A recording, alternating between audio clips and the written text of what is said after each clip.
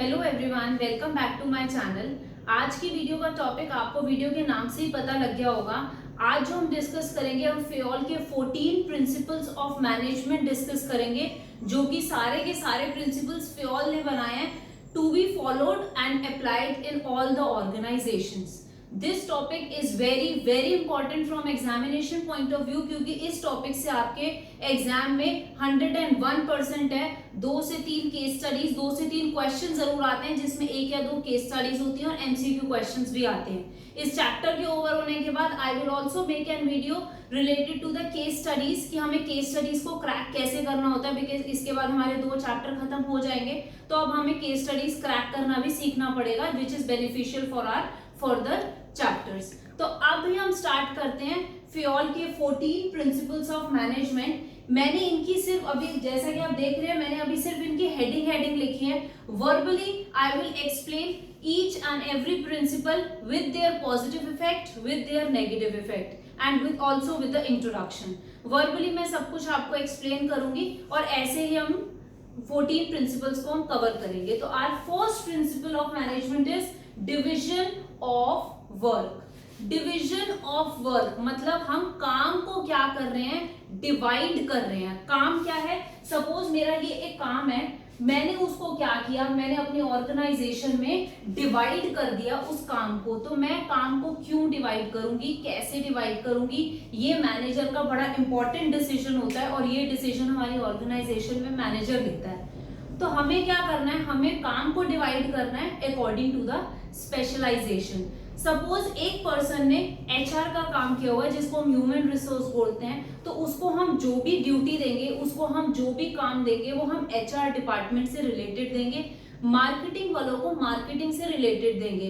तो इस प्रिंसिपल में फियोल कहते हैं कि हमें क्या करना है, काम को छोटे छोटे, एक लार्जर टास्क को ना मुझे छोटे छोटे ग्रुप्स में डिवाइड करना है, ताकि वो काम इजीली एम्प्लॉयज कर पाए। एम्प्लॉयज को ये ना लगे कि बहुत ज्यादा काम हमें दे दिया है। और हम किसी भी एम्प्लॉय को काम डिस्ट्रीब्यूट करेंगे तो उनकी कंफर्ट जोन में करेंगे, जिस चीज में वो एम्प्लॉय स्पेशलाइज है, जो वो काम एफिशिएंटली और इफेक्टिवली कर पाएगा। अब इससे मुझे इसके पॉजिटिव इफेक्ट क्या समझ आते हैं। देखो, इससे इसका पॉजिटिव इफेक्ट आएगा कि एक तो एम्प्लॉय में स्पेशलाइजेशन आएगी। एम्प्लॉय अपने काम को करते करते इतना ज्यादा परफेक्ट हो जाएगा, इतने अच्छे तरीके से अपने काम को करने लगेगा कि उसके काम में स्पेशलाइजेशन के साथ साथ सेकंड पॉजिटिव इफेक्ट क्या आ जाएगा, एफिशिएंसी उसकी बढ़ जाएगी। मतलब वो कम टाइम पे ज्यादा काम करने की प्रैक्टिस करेगा, कम टाइम पे ज्यादा काम करके ऑर्गेनाइजेशन को प्रॉफिट दिलाएगा। इसके नेगेटिव इफेक्ट्स क्या होते हैं,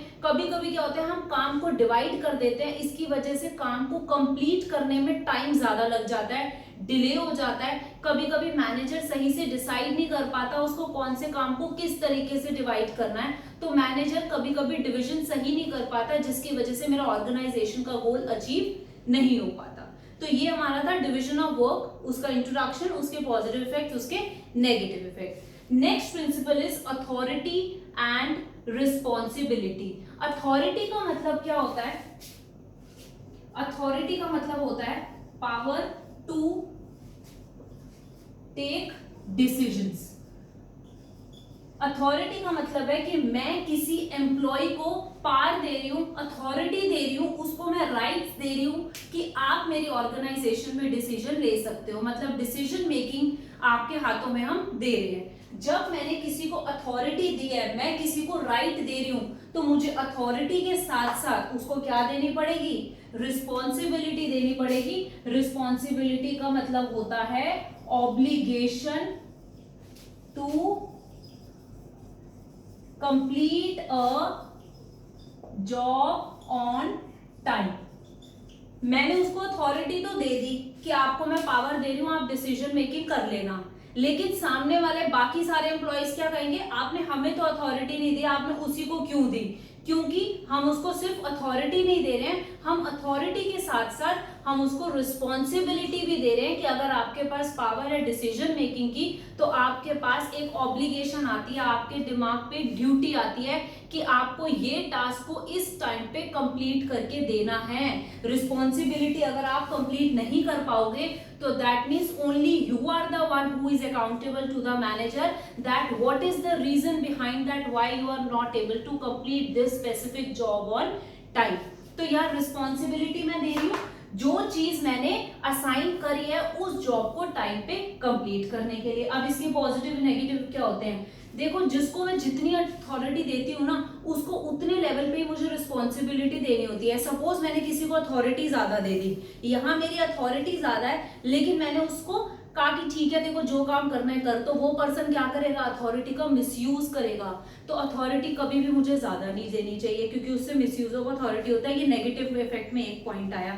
अब यहाँ पे अगर मैं रिस्पॉन्सिबिलिटी ज्यादा देती हूँ अथॉरिटी कम देती हूँ तो सामने वाला क्या हो जाएगा, ओवरबर्डन हो जाएगा। उसको ये लगेगा ये सारा काम मुझे ही दे दिया गया है, मैं अकेला कैसे इस काम को कंप्लीट करूंगा। तो इससे क्या होता है, गोल एफिशिएंटली अचीव नहीं हो पाता है, गोल टाइम पे अचीव नहीं हो पाता है। इसलिए अथॉरिटी रिस्पॉन्सिबिलिटी को हमें बैलेंस में लेके चलना चाहिए, एक भी चीज ज्यादा या कम नहीं होनी चाहिए। नेक्स्ट प्रिंसिपल होता है डिसिप्लिन। डिसिप्लिन तो बड़ा कॉमन सा वर्ड है, हम स्टूडेंट्स लाइफ में हर टीचर क्लास में आके यही बोलती है, manage discipline in the class, ऐसे करो, ये क्लास सबसे ज्यादा इनडिसिप्लिन्ड है। तो डिसिप्लिन का मतलब होता है, अगर मैं नॉर्मल वर्ड्स में बोलूं,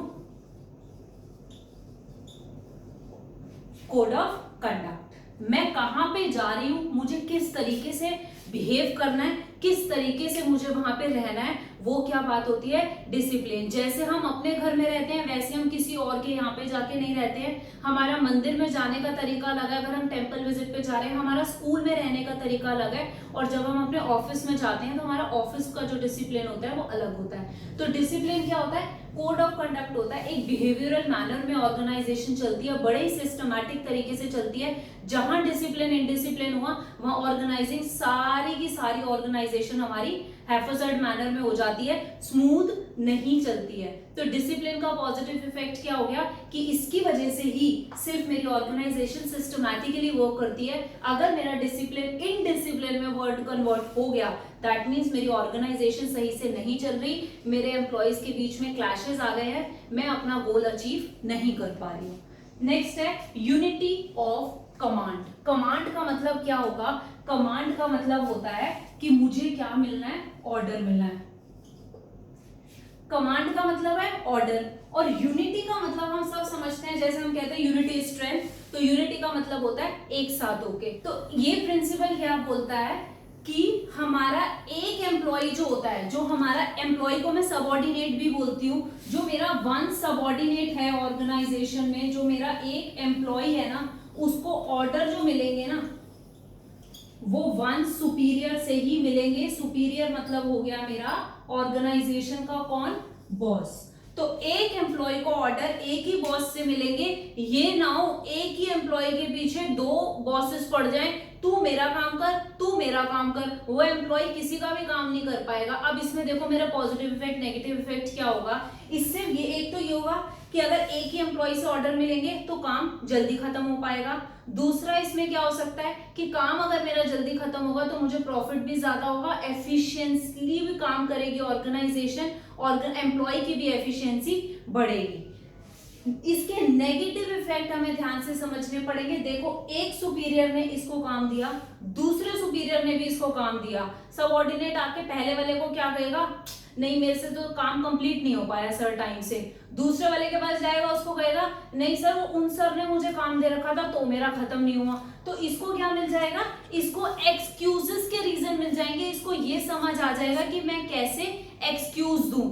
ऑर्गेनाइजेशन में दोनों बॉसेस में क्या होंगे, क्लैशेस होंगे। ए बी को कहेगा कि तूने उसको काम क्यों दिया, उसको काम तो मैंने ही दे रखा है। बी ए को कहेगा कि नहीं मैंने दिया था, तुझे भी वही एम्प्लॉय मिला था। तो इससे दोनों के बीच में क्या हो सकती है, लड़ाइयां हो सकती हैं। इसीलिए मुझे कमांड मिलनी चाहिए, मुझे ऑर्डर एक ही बॉस से मिलना चाहिए। अब यूनिटी ऑफ कमांड और यूनिटी ऑफ डायरेक्शन सेम है, यूनिटी वर्ड सेम है, लेकिन कमांड और डायरेक्शन में हम लोग डिफरेंस समझेंगे।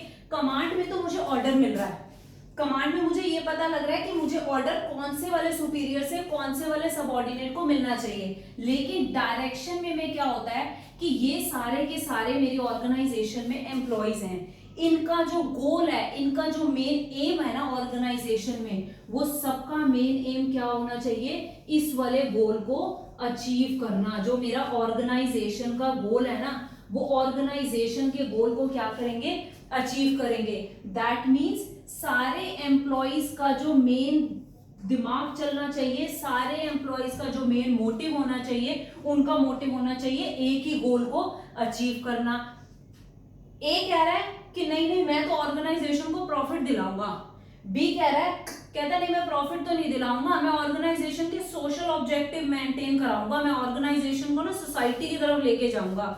सी कह रहा है मैं ऑर्गेनाइजेशन को ना सोशल दिलाता हूं ना मैं प्रॉफिट दिलाता हूं, मैं ऑर्गेनाइजेशन के ह्यूमन ऑब्जेक्टिव्स अचीव करा रहा हूं। तो तीनों एम्प्लॉइज कहां जा रहे हैं, अलग अलग पाथ पे जा रहे हैं। मैनेजर का काम होता है ऑर्गेनाइजेशन को सक्सेसफुल बनाने के लिए कि तीनों एम्प्लॉइज का पॉइंट ऑफ व्यू एक ही जगह पे लेके जाए। अब इसका पॉजिटिव इफेक्ट क्या है, इसका पॉजिटिव इफेक्ट है इससे मेरे ऑर्गेनाइजेशन का गोल अच्छे से अचीव हो सकता है, इससे मेरे ऑर्गेनाइजेशन का गोल टाइमली अचीव हो सकता है। लेकिन इसका नेगेटिव इफेक्ट क्या है, कभी कभी मैनेजर क्या होता है एम्प्लॉइज को ना कन्विंस नहीं कर पाता, जिसकी वजह से ऑर्गेनाइजेशन में कॉन्फ्लिक्ट्स होते हैं, डिसीजन मेकिंग टाइमली नहीं आ पाता, म्यूचुअल डिसीजंस नहीं आ पाते, तो ऑर्गेनाइजेशन के गोल को अचीव करने में हमें टाइम लग जाता है। Sixth principle of Fayol is subordination of individual interest to general interest. Individual interest को मुझे सबऑर्डिनेट करना है, मतलब कि यहाँ पे मुझे क्या करना है, बेसिकली अपने एम्प्लॉइज का माइंड डाइवर्ट करना है, क्योंकि इंडिविजुअल्स कौन होते हैं मेरी ऑर्गेनाइजेशन में, एम्प्लॉइज होते हैं। तो इंडिविजुअल मतलब हो गया कि मैं एम्प्लॉय के गोल को अपनी ऑर्गेनाइजेशन में इंडिविजुअल के गोल को मुझे उनको चेंज करके उनका जो मेन फोकस जो डाइवर्ट कराना है, उनका माइंड जो डाइवर्ट कराना है, वो किस गोल की तरफ कराना है, ऑर्गेनाइजेशन के गोल्स की तरफ। तो this principle is related to the principle of unity of direction. Direction में भी हमने ये कहा था कि मेरे 3 एम्प्लॉइज हैं, मुझे तीनों एम्प्लॉइज का फोकस जो शिफ्ट करना है वो एक ही गोल की तरफ करना है।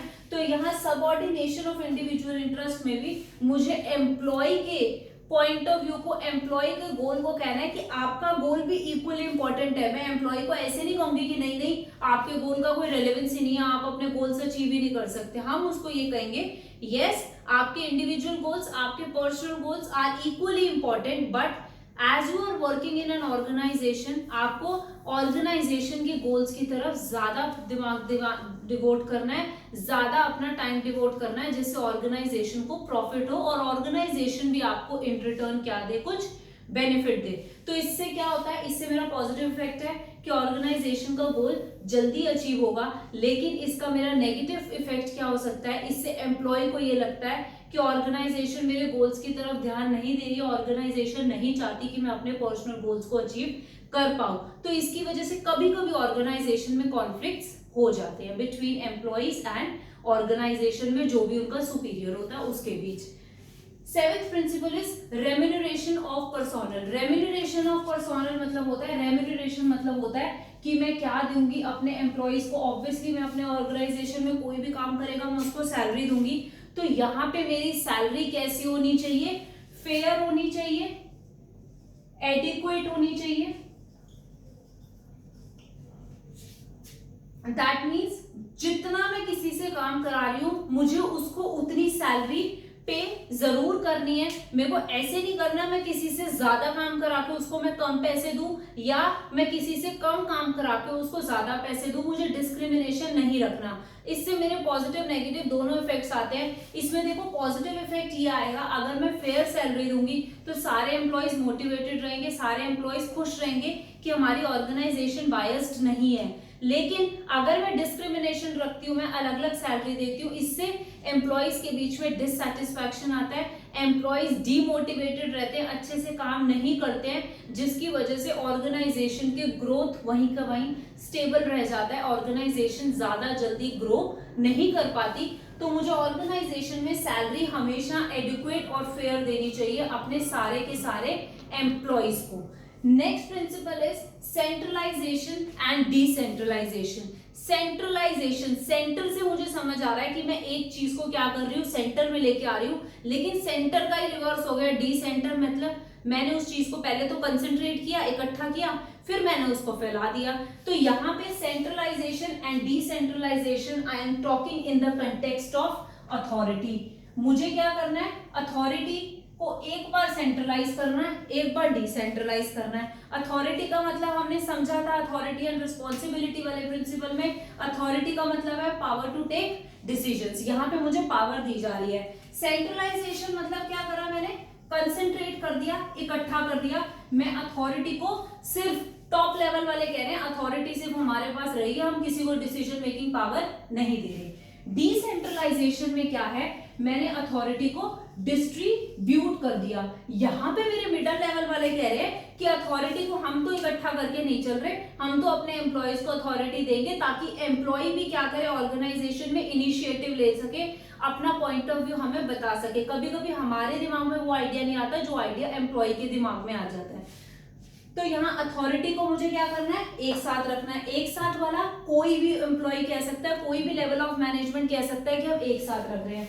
डिसेंट्रलाइजेशन में मैं क्या कर रही हूँ, पावर को बांट रही हूँ अपने सारे एम्प्लॉयज में। तो इसका पॉजिटिव नेगेटिव क्या होता है, अगर मैं एक साथ रखती हूँ तो इसकी वजह से क्या होता है, एम्प्लॉय मेरे डीमोटिवेटेड होते हैं, एम्प्लॉय अच्छे से काम नहीं करते, उनको कोई भी इनिशिएटिव वाली फीलिंग नहीं आती ऑर्गेनाइजेशन में। और अगर मैं डिसेंट्रलाइजेशन करती हूँ, अगर मैं अपनी अथॉरिटी को डिस्ट्रीब्यूट कर देती हूँ, तो इससे एम्प्लॉय इनिशिएटिव लेते हैं, एम्प्लॉय बहुत ही ज्यादा एफिशिएंटली काम करते हैं, क्योंकि उनको पता है कि अगर हम अच्छे से काम करेंगे तो हमें उतनी ज्यादा ऑर्गेनाइजेशन में अथॉरिटी मिलेगी। Ninth principal of Fayol is principle of scalar chain. Scalar chain का मतलब होता है line of authority. Line of authority मतलब ऑर्गेनाइजेशन में मुझे हायरार्की होती है, जैसे मैंने आपको बताया था टॉप लेवल, टॉप से फिर नीचे आना होता है तो मिडिल लेवल, मिडिल से नीचे आना होता है तो लोअर लेवल। तो यहाँ जो अथॉरिटी चलती है ना, वो कहां से चलती है, ये टॉप टू बॉटम चलती है। ये नहीं कि बॉटम टू टॉप चलेगी। मुझे इंस्ट्रक्शंस कहां से मिल रहे हैं, मुझे टॉप लेवल से इंस्ट्रक्शंस मिल रहे हैं, और वो इंस्ट्रक्शन टॉप लेवल किसको दे रहा है, मिडिल को दे रहा है, मिडिल लोअर को दे रहा है। तो यहाँ स्केलर चेन अगर मैं ऑर्गेनाइजेशन में फॉलो करती हूँ, स्केलर चेन फॉलो करने की वजह से मेरी ऑर्गेनाइजेशन में जो कमांड की चेन होती है ना, जो यूनिटी ऑफ कमांड का आपने प्रिंसिपल पढ़ा था, कमांड जो होता है, डायरेक्शन जो होता है, बड़ा ही सिस्टमैटिकली चलता है। इससे एक और बेनिफिट होता है आपको, वो बेनिफिट क्या है, कम्युनिकेशन गैप का। अगर टॉप वाले मिडिल को बताएंगे, मिडिल वाले बॉटम को बताएंगे ना, तो ऐसा नहीं होगा कि कोई केओस होगा ऑर्गेनाइजेशन में, कोई कंफ्यूजन होगी। हमें क्लियर रहेगा कि हमारा जो अथॉरिटी है, हमें किसके पास जाना है कंप्लेंट्स करने के लिए, हमें मिडिल वालों के पास जाना है। मिडिल वालों को अगर किसी की कंप्लेंट करनी है तो वो टॉप वालों के पास जाएंगे। तो इससे क्या होता है, अथॉरिटी क्लियर होती है, कोई भी कंफ्यूजन नहीं होती अथॉरिटी रिस्पॉन्सिबिलिटी के रिलेशनशिप में कि किसके पास क्या अथॉरिटी है, किसके पास क्या रिस्पॉन्सिबिलिटी है। हमारा सब कुछ सिस्टमैटिकली चलता है, बड़ा ही ट्रांसपेरेंट फंक्शनिंग चलती है ऑर्गेनाइजेशन में। लेकिन अगर मैं स्केलर चेन फॉलो नहीं करती तो बहुत ज्यादा केओस होता है, बहुत ज्यादा कंफ्यूजन होता है, और ऑर्गेनाइजेशन में किसी को पता ही नहीं होता कि किसी ने करना क्या है। तो बहुत ज्यादा कंफ्यूजन अगर हमारी ऑर्गेनाइजेशन में, that means we are not following the principle of scalar chain. 10th principle of Fayol is principle of order. Order से आप कंफ्यूज नहीं होंगे कि कमांड में भी हमें यही बताया था कि कमांड भी ऑर्डर होती है, लेकिन ये ऑर्डर, ये वो कमांड वाला ऑर्डर नहीं है। इस ऑर्डर का मतलब है ऑर्डरली अरेंजमेंट। मतलब चीजें जो मैंने रखी हुई हैं वो एक प्रॉपर प्लेस पे रखी हुई है, हर चीज का अपना एक प्रॉपर जगह है। ऐसा नहीं है कि अगर मुझे मशीनरी ढूंढने जाना है तो पहले मैं एक डिपार्टमेंट में जाऊंगी, फिर मुझे दूसरी जगह पे जाना है तो मैं दूसरी जगह पे जाऊंगी। ऑर्डरली अरेंजमेंट का प्रिंसिपल ऑफ ऑर्डर में ऑर्डरली अरेंजमेंट किसका होना चाहिए, मेरी ऑर्गेनाइजेशन में मैन का अरेंजमेंट, मशीन का अरेंजमेंट एक सही प्लेस पे होना चाहिए, एक डिसाइडेड जगह पे होना चाहिए। अगर मुझे एचआर के पास जाना है ना, तो एक एचआर का स्पेसिफिक डिपार्टमेंट होना चाहिए कि हाँ डायरेक्टली मैं अपने कैबिन से उठ के एचआर वालों के पास जा रही हूँ। ये नहीं कि मैं ढूंढ रही हूँ ऑर्गेनाइजेशन में, सबसे पूछ रही हूँ कि एचआर वाले कहाँ हैं, मार्केटिंग वाले कहाँ हैं। हर चीज का एक ऑर्डर होना चाहिए, हर चीज का एक डेजिग्नेटेड, एक स्पेसिफाइड प्लेस होना चाहिए। इसका पॉजिटिव इफेक्ट क्या होगा? इसका पॉजिटिव इफेक्ट हो सकता है ऑर्डर की वजह से मेरा एक टाइम बचेगा। मुझे ये पता है कि हाँ ये चीज यहाँ, मैं फट से उठूंगी, मैं वो चीज वहां से ढूंढूंगी और मैं वापस अपने काम में लग जाऊंगी। लेकिन इसका नेगेटिव इफेक्ट क्या होगा? अगर मेरी ऑर्गेनाइजेशन में ऑर्डर नहीं है तो मुझे क्या करना पड़ेगा? एक तो मेरा टाइम बड़ा वेस्ट होगा रिसोर्सेज ढूंढने में, दूसरा सबको ही कंफ्यूजन रहेगी, सब बार बार पूछते रहेंगे, हमें तो पता ही नहीं ये चीज चल क्या रही है। तो ये हमारे ऑर्डर के प्रिंसिपल में जो हम बात कर रहे हैं, हम किसकी बात कर रहे हैं? Orderly arrangement of main and machines both. Principle of equity, it is the 11th principle of Fayol. Equity का प्रिंसिपल क्या कहता है? ये प्रिंसिपल बोल रहा है गिविंग इक्वल ट्रीटमेंट, इक्वल बोलूं या फेयर बोलूं एक ही बात है, इक्वल और fair treatment to all employees. मेरी ऑर्गेनाइजेशन में जितने भी एम्प्लॉइज वर्क कर रहे हैं, मैं सारे एम्प्लॉइज को इक्वली ट्रीट करूंगी। मैं किसी भी एम्प्लॉय में कास्ट के बेस पे, रिलीजन के बेस पे, किसी भी बेसिस पे मैं डिस्क्रिमिनेशन नहीं करूंगी। मुझे हर एम्प्लॉय को सैलरी भी देनी है तो according to their calibre, according to their designation देनी है। मुझे ये नहीं करना कि नहीं इस रिलीजन को मैं ज्यादा प्रेफरेंस दे रही हूँ तो मैं इसी रिलीजन के एम्प्लॉय को सिलेक्ट करूंगी, नहीं। मुझे ऑर्गेनाइजेशन में इक्वल और फेयर ट्रीटमेंट देना है एम्प्लॉइज को। इससे पॉजिटिव इफेक्ट क्या होगा कि मेरी ऑर्गेनाइजेशन जो है सारे एम्प्लॉइज को इक्वली ट्रीट करे, किसी भी एम्प्लॉय को बायस्ड फील नहीं होगा। और इसका नेगेटिव इफेक्ट क्या हो सकता है इक्वल ट्रीटमेंट का? इससे कभी कभी किसी एम्प्लॉय को ये लगता है कि नहीं मुझे भी इतना सैलरी दे रहे हैं, उसको भी इतना सैलरी दे रहे हैं, बट मैं तो उससे काम कर रहा हूँ। तो कभी कभी कोई एम्प्लॉय जो होता है वो डिससैटिस्फाइड फील करने लगते हैं ऑर्गेनाइजेशन में। Next principle is stability of tenure of personnel.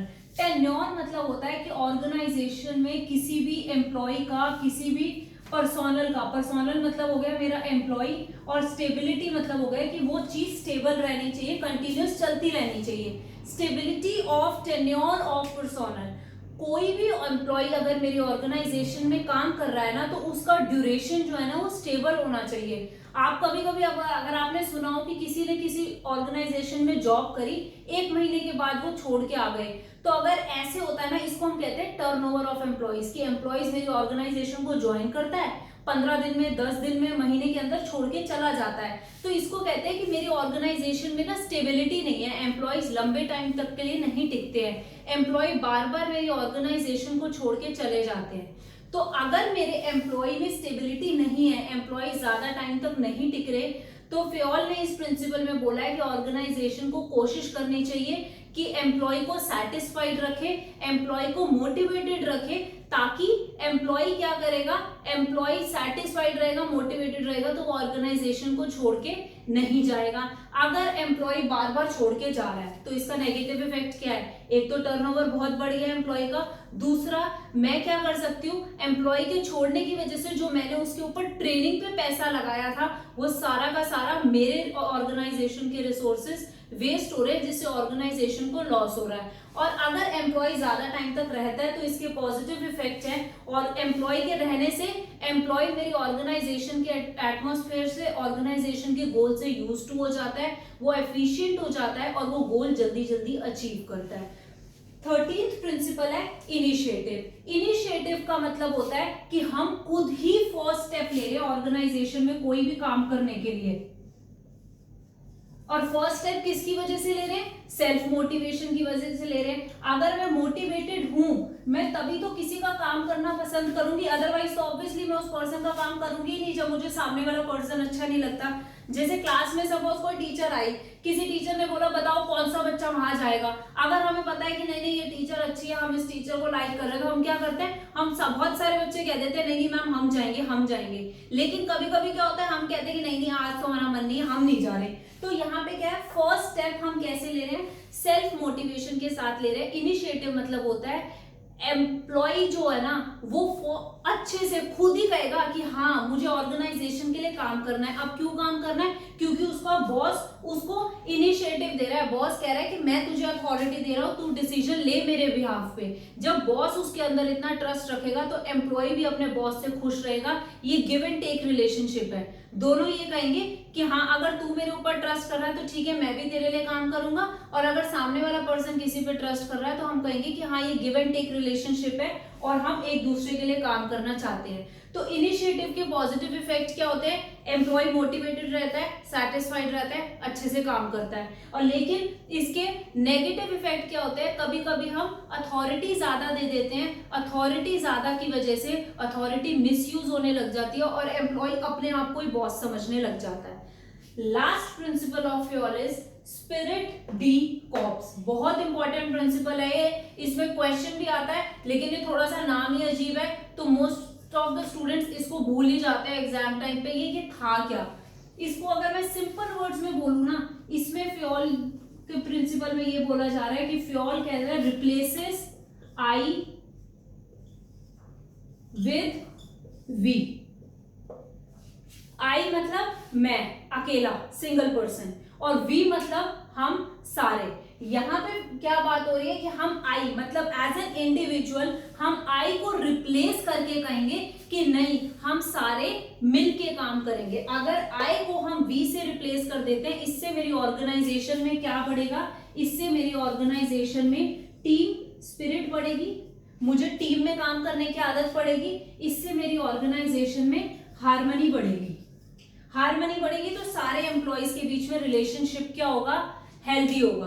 तो यहाँ पे मेरे स्पिरिट डी कॉर्प्स के पॉजिटिव इफेक्ट भी होंगे, नेगेटिव इफेक्ट भी होंगे। पॉजिटिव इफेक्ट क्या है कि अगर मैं आई को वी से रिप्लेस कर रही हूं तो मेरी ऑर्गेनाइजेशन में सारे एम्प्लॉइज बड़े ही बिलोंगिंगनेस के साथ रहेंगे, बड़े ही टीम स्पिरिट के साथ रहेंगे। और नेगेटिव इफेक्ट क्या होगा? अगर मैं आई को वी से रिप्लेस करती हूँ, कभी कभी एम्प्लॉइज में क्लैशेस हो जाते हैं, व्यू पॉइंट्स नहीं मिलते, म्यूचुअल डिसीजन नहीं आता, जिसकी वजह से डिले हो जाता है डिसीजन मेकिंग करने में। तो ये आज हमने समझे थे फ्यूल के 14 principles of management. Thanks for watching. If you have any doubts, you can comment me down in the comment box. Do share this video and subscribe to my channel.